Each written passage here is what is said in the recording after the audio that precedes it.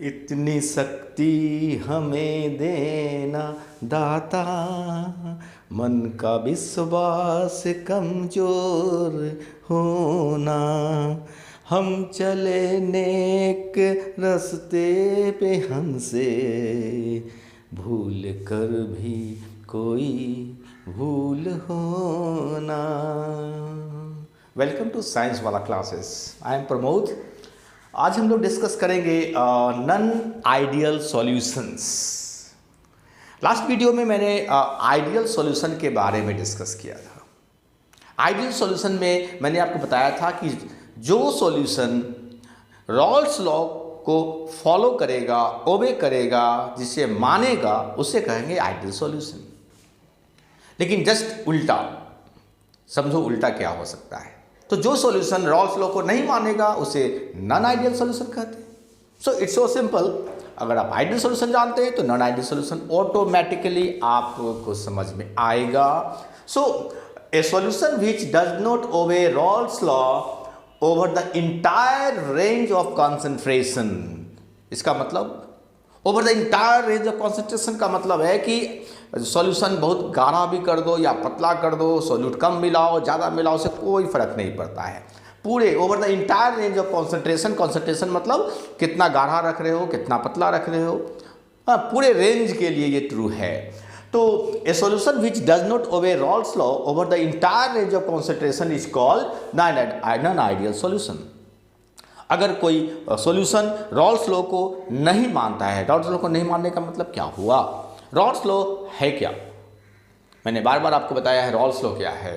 Rawls law ने कहा था कि भैया अगर आप सॉल्यूशन बनाओगे, दो कंपोनेंट्स को आप अगर उसे मिक्स करोगे तो दोनों कंपोनेंट का जो अकेले का वेपर प्रेशर है, जिसको हम लोग P नॉट से रिप्रेजेंट करते हैं, तो दो कंपोनेंट का जो अकेले का वेपर प्रेशर है उससे कम हो जाएगा अगर दो कंपोनेंट को मिला दिया जाए। उस हालात में किसी कंपोनेंट का वेपर प्रेशर, जिसको कहते हैं पार्शियल वेपर प्रेशर, तो सॉल्यूशन जब बन जाती है तो उसी कंपोनेंट का जब हम वेपर प्रेशर निकालेंगे तो वो उसके अकेले का वेपर प्रेशर से कम हो जाएगा। और वो जो अकेले का जो वेपर प्रेशर होता है उसको P नॉट कहते हैं, और सॉल्यूशन में जो उस कंपोनेंट का वेपर प्रेशर होता है उसको कहते हैं पार्शियल वेपर प्रेशर। और पार्शियल वेपर प्रेशर के लिए ही रॉल्स ने अपना एक लॉ दिया।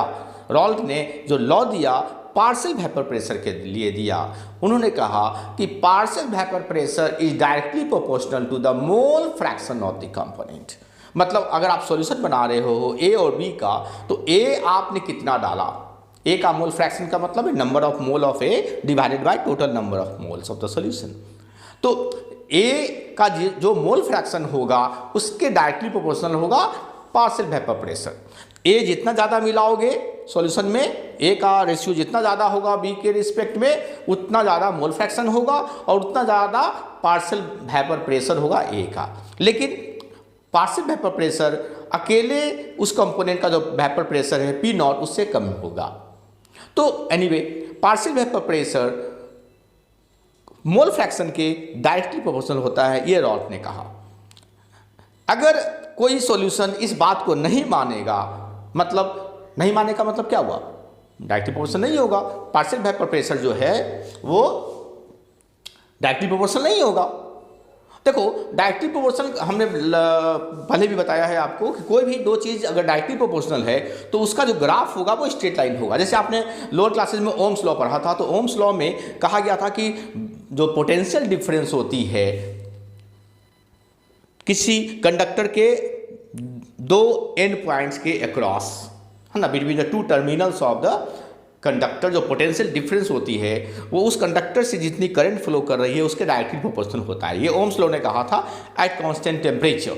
तो हमने जब वहाँ पे पोटेंशियल डिफरेंस और करंट का जो ग्राफ ड्रॉ किया था वो स्ट्रेट लाइन था, आपको याद होगा, क्योंकि डायरेक्टली प्रोपोर्शनल का जब भी कोई ग्राफ होता है वो स्ट्रेट लाइन होता है।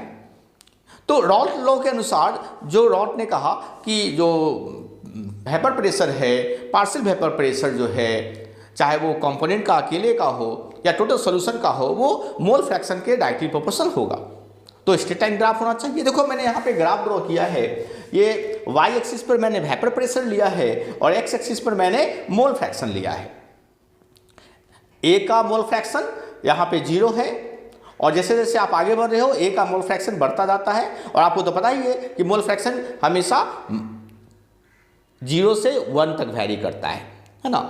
और टोटल मोल फ्रैक्शन एक्स ए और एक्स बी को जोड़ेंगे तो 1 आएगा। तो एक्स ए अगर 0 है तो एक्स बी 1 है। इसका मतलब है कि यहाँ पे ए है ही नहीं।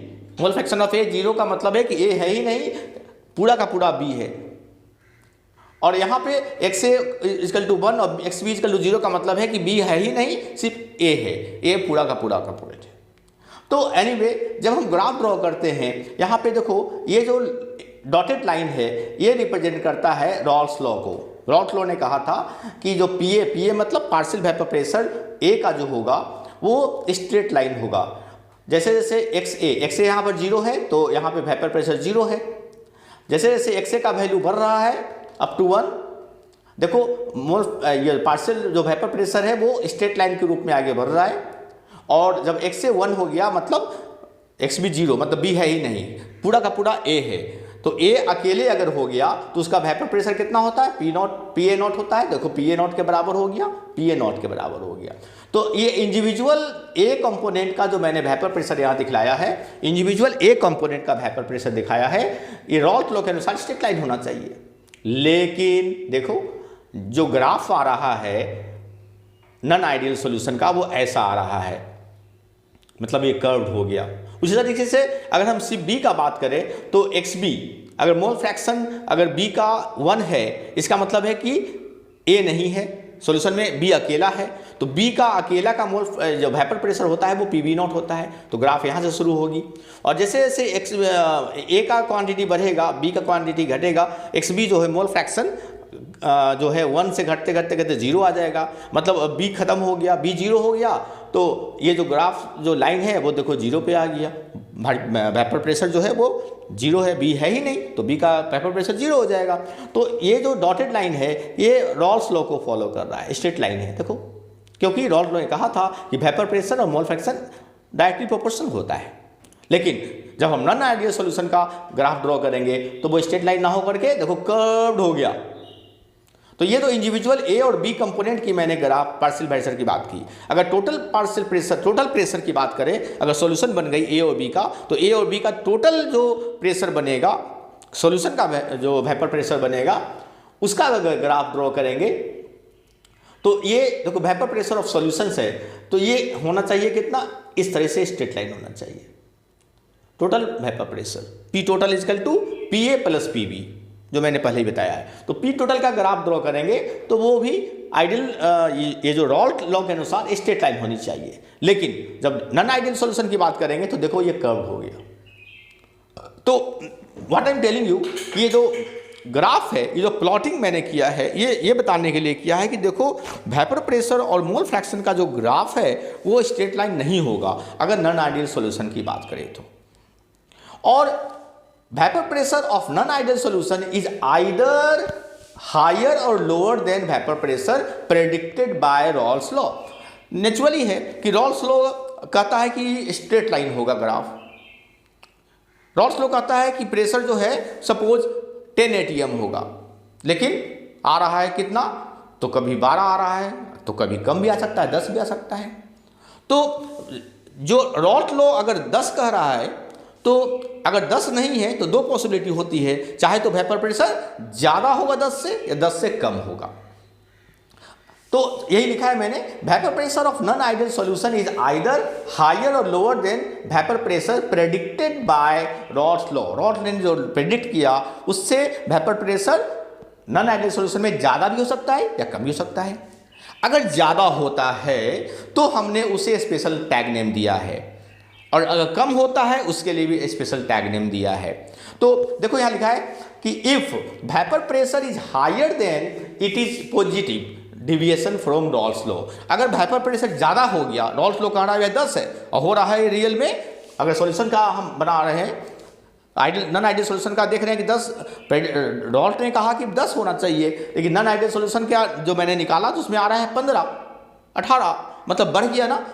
रॉल्ट लॉ का जो प्रेडिक्टेड वैल्यू है उससे बढ़ गया, तो वैसे को क्या कहेंगे, positive deviation from Raoult's law. Positive deviation हो गया, मतलब रॉल्स लॉ से वैल्यू बढ़ गया, पॉजिटिव डिविएशन हो गया।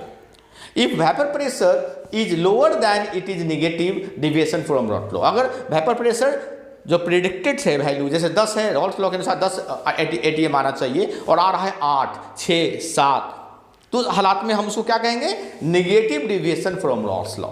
तो दो तरह की डिविएशन हो सकती है। अगर रॉल्स लॉ को नहीं मानेंगे तो चाहे तो रॉल्स लॉ के वैल्यू से बढ़ जाएंगे या रॉल्स लॉ के वैल्यू से घट जाएंगे। बढ़ जाएंगे तो positive deviation from Raoult's law, घट जाएंगे तो negative deviation from Raoult's law. It's so simple. अब यहाँ पे एक खास बात ध्यान देना, solution having positive deviation from Raoult's law की खास बात क्या है। अगर पॉजिटिव डिविएशन होगा उसकी एक खास नेचर हो जाती है सॉल्यूशन की, उसकी खास एक प्रॉपर्टी हो जाती है ना। तो अगर आप देखो कि अगर पॉजिटिव डिविएशन है, मतलब सॉल्यूशन का जो नॉन आइडियल सॉल्यूशन का जो प्रेडिक्टेड वैल्यू या प्रेडिक्टेड वैल्यू से बढ़ गया वेपर प्रेशर, तो वो उस हालात में होता क्या है, आखिर मॉलिक्यूल का क्या कहानी है। हम मॉलिक्यूलर की बात कर रहे हैं, मॉलिक्यूलर बिहेवियर की बात कर रहे हैं। तो आप देखोगे कि ये जो देखा है मैंने एफ सॉल्यूट सॉल्वेंट, देखो क्या लिखा है मैंने, एफ सॉल्यूट सॉल्वेंट, मतलब एफ का मतलब है इंटरमॉलिक्यूलर फोर्स। दो मॉलिक्यूल के बीच का जो अट्रैक्शन फोर्स होगा, है ना, इंट्रैक्शन जो होगा, वो सॉल्यूट के मॉलिक्यूल और सॉल्वेंट के मॉलिक्यूल का बीच का जो मॉलिक्यूल फोर्स होगा, ये एफ का मतलब है इंटरमॉलिक्यूलर फोर्स, है ना। जब आप दो चीज़ को मिक्स करोगे तो सॉल्यूट और सॉल्वेंट का जो मॉलिक्यूल्स होगा वो आपस में करीब आएगा। अब आपको पता ही है कि दो मॉलिक्यूल के बीच में एक इंटर एटॉमिक फोर्स होती है, जो जितना ज़्यादा मजबूत होगा उतना ज़्यादा दोनों बाइंड करेगा, दूसरे से बंध जाएगा, बंधन में बंध जाएगा, और जितना कमज़ोर होगा वो उतना लिबरल फील करेगा।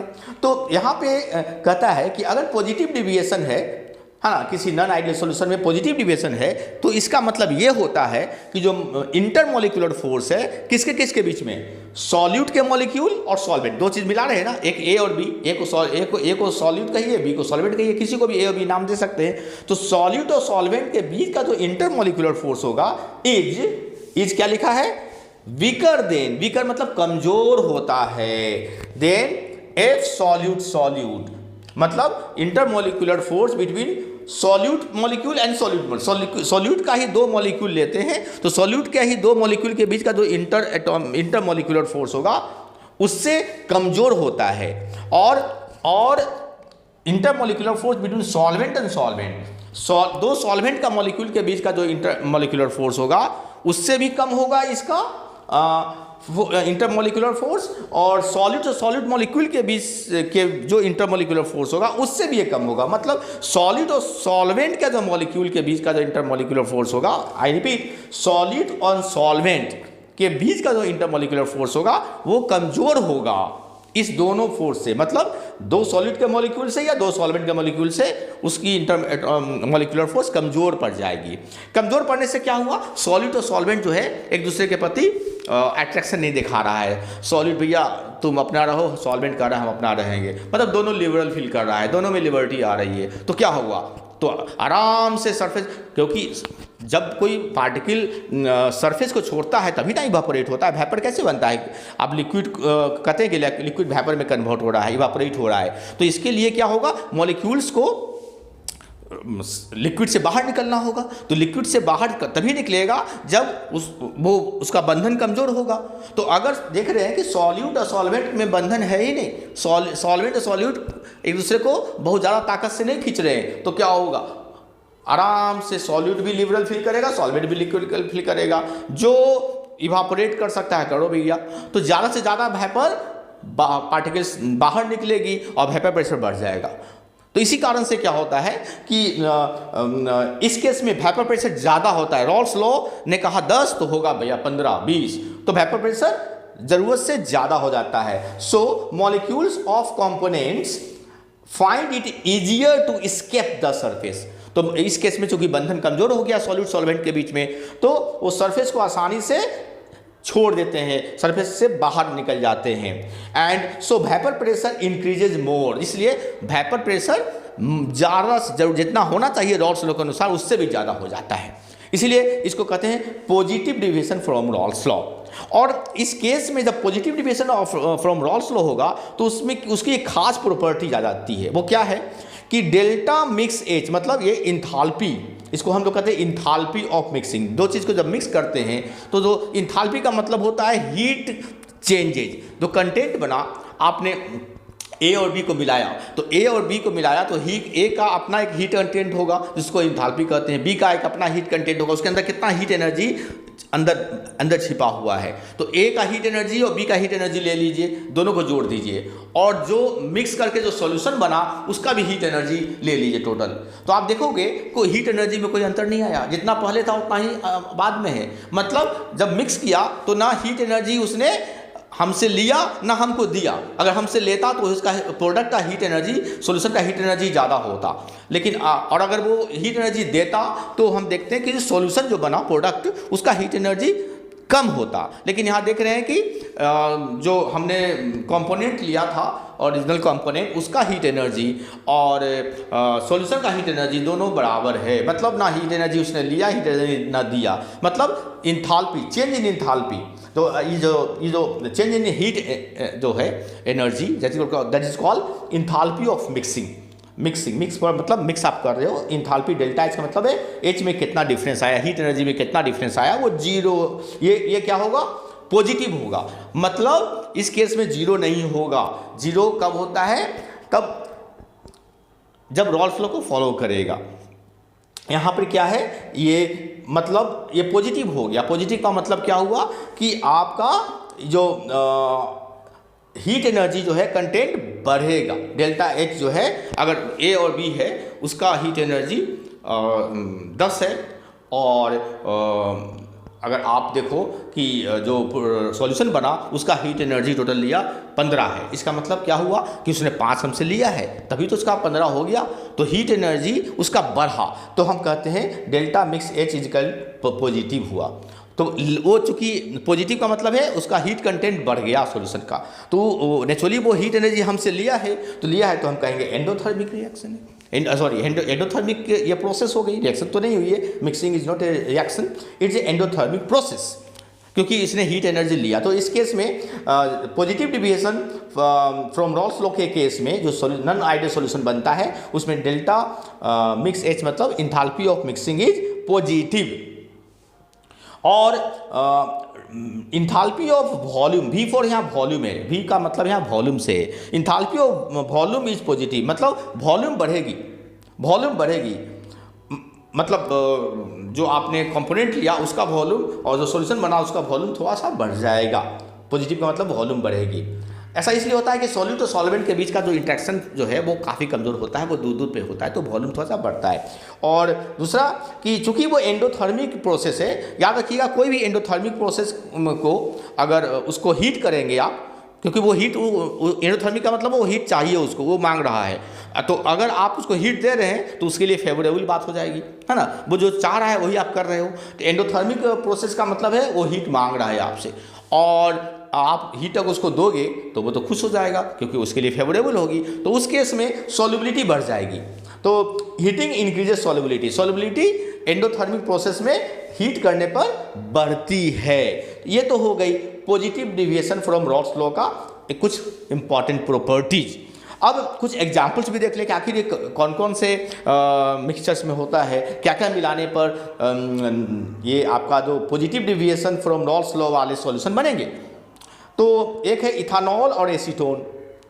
इथानॉल को हम लोग इथाइल अल्कोहल भी कॉमनली कहते हैं, है ना, और एसीटोन डाइमिथाइल कीटोन भी कहते हैं। तो एसीटोन को मिलाएंगे तो अब इस तरह का नॉन आइडियल सॉल्यूशन बनेगा। नॉन आइडियल में भी किस तरह का, पॉजिटिव डिविएशन, है ना। अभी हम नेगेटिव डिविएशन की बात मैं नहीं कर रहा हूँ, हम जो भी बात कर रहे हैं पॉजिटिव डिविएशन की बात कर रहे हैं। कार्बन डाइसल्फाइड प्लस एसीटोन, मतलब कार्बन डाइसल्फाइड में एसीटोन मिलाएंगे तो जो सॉल्यूशन बनेगा वो कैसा बनेगा, उसका जो खास बात क्या होगा, वो positive deviation from Raoult's law करेगा वो।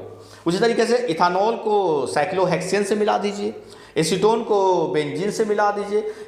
ये सारे एग्जाम्पल्स हैं नॉन आइडियल सॉल्यूशन के, जिसमें एक खास बात है। खास बात क्या है, there is a positive deviation from Raoult's law. और इस केस में सॉल्यूट और सॉल्वेंट के मॉलिक्यूल के बीच के जो अट्रैक्शन फोर्स होता है, इंटरमॉलिक्यूलर फोर्स होता है, वो कमज़ोर होता है। किसके रिस्पेक्ट में कमज़ोर होता है? तो सॉलिड के दो मॉलिक्यूल के बीच का जो इंटरमॉलिक्यूलर फोर्स है उससे कमज़ोर होता है, या सॉल्वेंट के दो मॉलिक्यूल के बीच का जो इंटरमॉलिक्यूलर फोर्स होता है उससे कमज़ोर होता है। तो याद रखिएगा कि positive deviation from Raoult's law तब होता है जब सॉल्यूट और सॉल्वेंट के बीच का इंटरमॉलिक्यूलर फोर्स कमज़ोर हो जाता है। तो this is one part of the non-ideal solution, that is positive deviation from Rolle's law.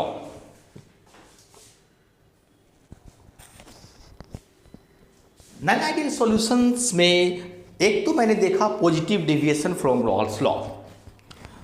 non-ideal solution में ही दूसरे टाइप की जो डिविएशन होती है वो है solution having negative deviation from Raoult's law, है ना।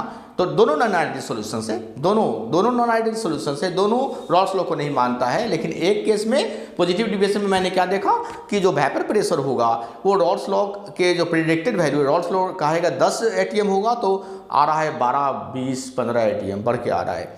और अगर रॉल्स लॉ बोल रहा है 10 ATM होना चाहिए वेपर प्रेशर, आ रहा है 6, 8, 4 कम आ रहा है, तो हम कहेंगे भैया कि सॉल्यूशन कैसा है? तो solution having negative deviation from Raoult's law, मतलब वो रॉल्स लॉ का से नेगेटिव डिविएट कर रहा है। तो पॉजिटिव डिविएशन तो मैंने देख लिया, अब हम लोग देखते हैं negative deviation from Raoult's law का सॉल्यूशन कैसा होता है, उसकी क्या खास बात है। तो अगर मॉलिक्यूल लेवल पे देखा जाए तो इस केस में ठीक उल्टा पाएंगे। पॉजिटिव डिविएशन में मैंने क्या बताया था आपको? बताया था कि देखो सॉल्यूट और सॉल्वेंट के बीच का जो इंटरमॉलिक्यूलर फोर्स होता है वो कमजोर होता है, वीकर होता है। किससे वीकर होता है? जिससे कमजोर होता है दो सॉल्यूट के मॉलिक्यूल्स के बीच का जो फोर्स होगा इंटरमॉलिक्यूलर फोर्स होगा, या दो सॉल्वेंट मॉलिक्यूल्स के बीच का जो इंटरमॉलिक्यूलर फोर्स होगा उससे कमजोर होगा। कौन सा इंटरमॉलिक्यूलर फोर्स? सॉल्यूट का मॉलिक्यूल और सॉल्वेंट के मॉलिक्यूल का फोर्स। लेकिन यहाँ ठीक उल्टा होता है। यहाँ केस में आप देखोगे कि जो इंटरमॉलिक्यूलर फोर्स होगा सॉल्यूट और सॉल्वेंट के बीच वो स्ट्रॉन्गर होगा, ज़्यादा होगा, मजबूत। किसके कॉरस्पॉन्डिंग, किसके रिस्पेक्ट में? दो सॉल्यूट मॉलिक्यूल्स के बीच का जो इंटरमॉलिक्यूलर फोर्स होगा उससे ज़्यादा होगा, या दो सॉल्वेंट मॉलिक्यूल्स के बीच के जो इंटरमॉलिक्यूलर फोर्स होगा उससे ज़्यादा होगा। किसका ज़्यादा होगा? तो सॉल्यूट का मॉलिक्यूल और सॉल्वेंट का मॉलिक्यूल आपस में ज़्यादा स्ट्रॉन्ग इंटरमॉलिक्यूलर फोर्स से बने होंगे। तो यहाँ देखो क्या लिखा है, एफ मतलब यहाँ इंटरमॉलिक्यूलर फोर्स से है between solute and solvent molecule is stronger, ज़्यादा है, स्ट्रॉन्ग, ज़्यादा मजबूत है than F intermolecular force between two solid molecules और intermolecular force between two solid molecules.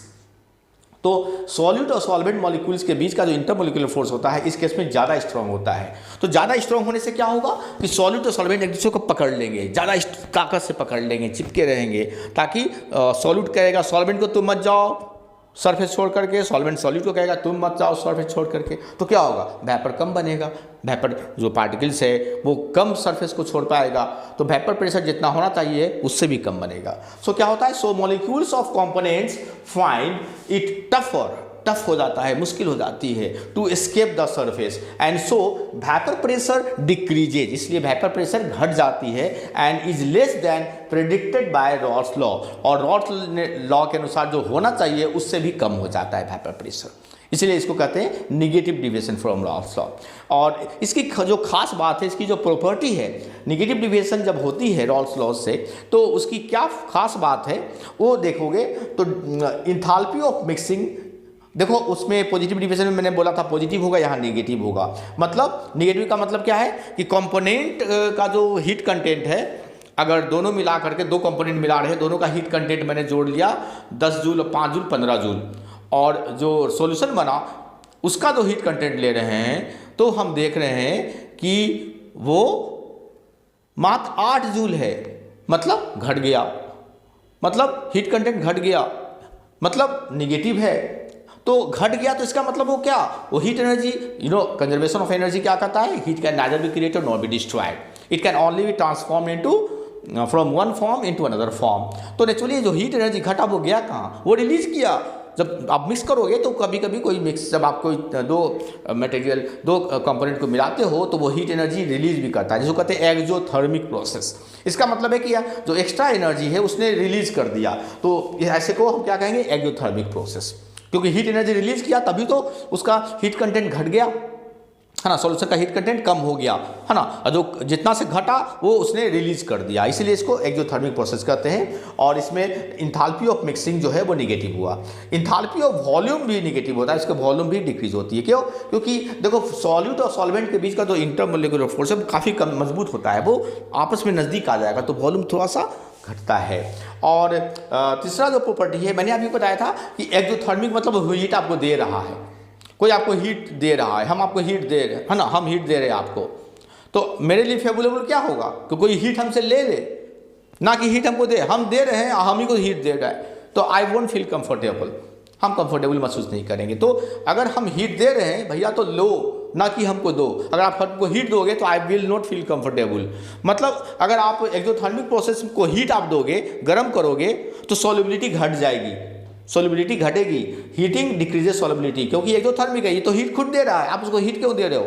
अगर हीट दोगे तो सॉल्युबिलिटी जो है वो घटेगी। और कौन कौन से एग्जाम्पल्स हैं जो ऐसे निगेटिव डिविएशन फ्रॉम रॉल्स को दिखलाते हैं? तो वो देखिए, क्लोरोफॉर्म में एसीटोन मिला दीजिए, क्लोरोफॉर्म में डाइथाइल ईथर मिला दीजिए, फिनॉल में एनिलीन मिला दीजिए, वाटर में नाइट्रिक एसिड मिला दीजिए।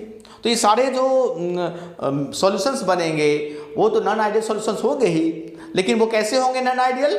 जिसका negative deviation from Raoult's law होगा। और मैंने पहले बताया था कि देखो पॉजिटिव डिविएशन में जो मैंने ग्राफ प्लॉट की थी vapour pressure versus mole fraction, तो मैंने बताया था कि रॉल्स लॉ क्या कहता है कि स्ट्रेट लाइन होना चाहिए ग्राफ, क्योंकि डायरेक्टली प्रोपोर्शनल होना चाहिए वेपर प्रेशर मोल फ्रैक्शन के।